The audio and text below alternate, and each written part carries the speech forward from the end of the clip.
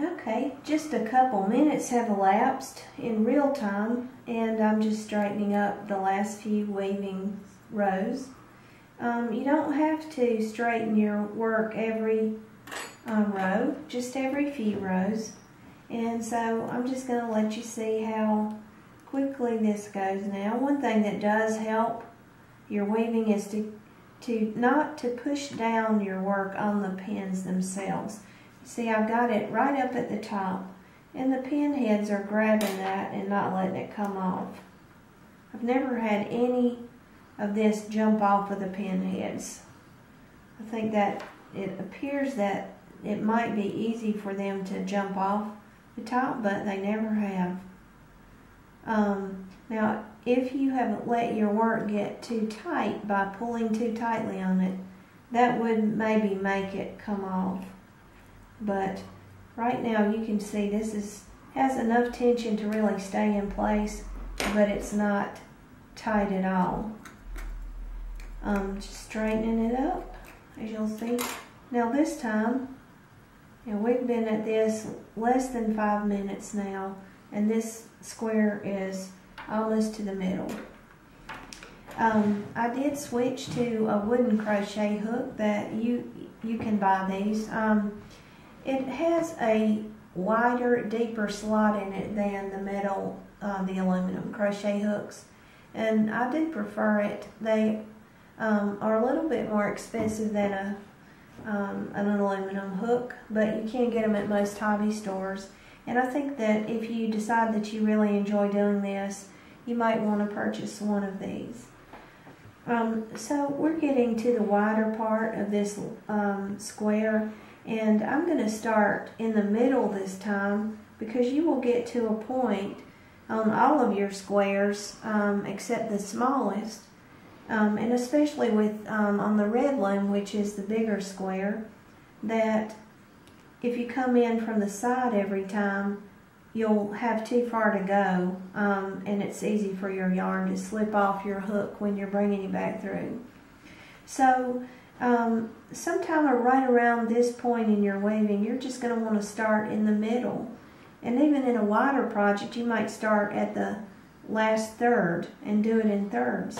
But just to show you where to start your over-under process, is you can see that this one is on top of the previous pull, and this one's on bottom.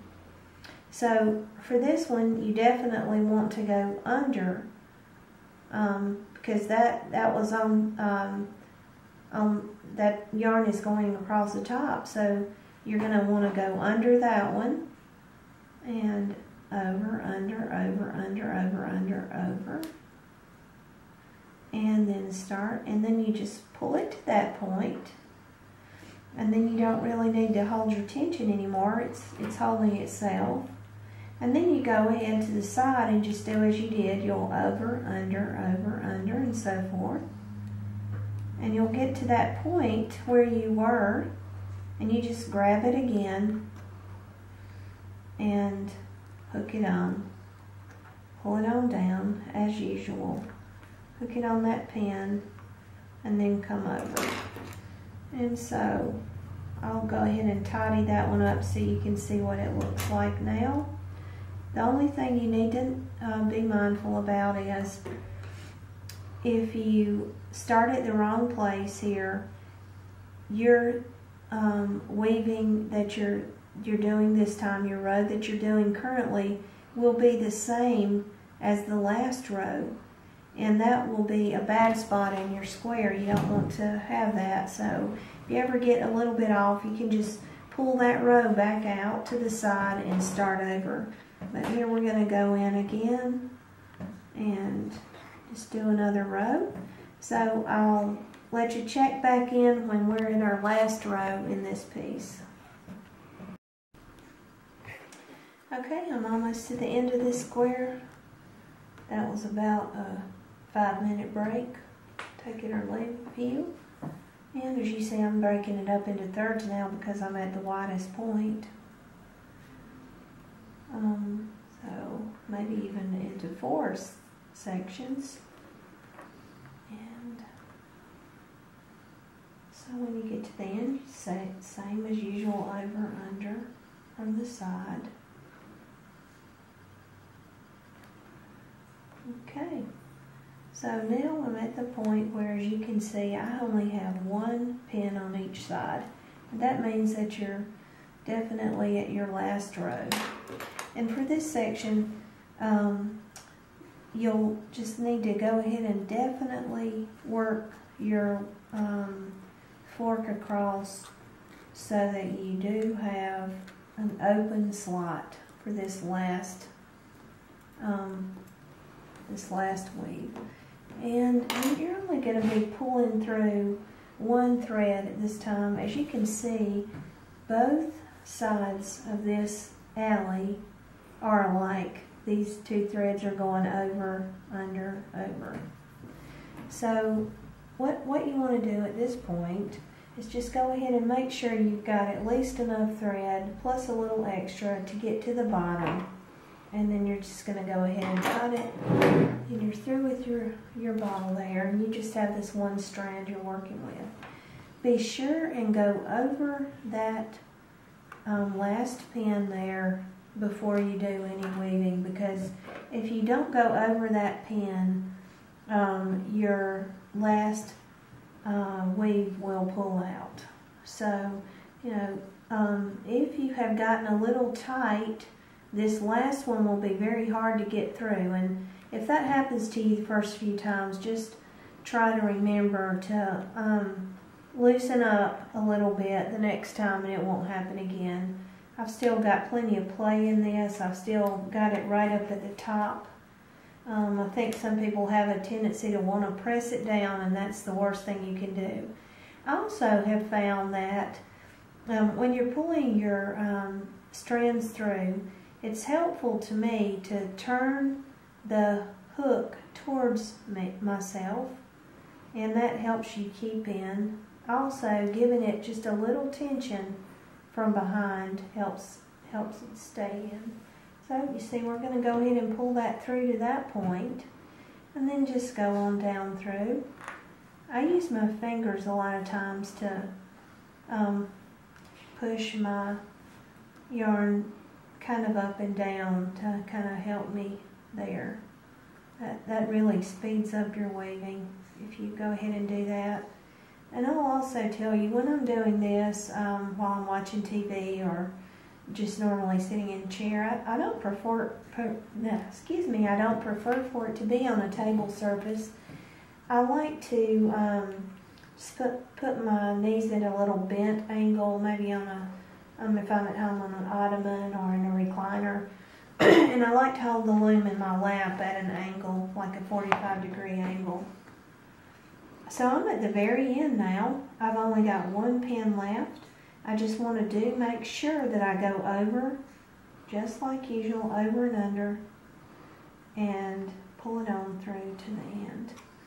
And there is the last weaving. And so this piece is finished. And before I take it off, I'm just going to point out that it does need to be straightened up just a touch. So you can use your blue lines. You may not be able to see them under there, but I can from where I'm sitting. And that will just give you a little guide to let you visually see whether your weaving is straight.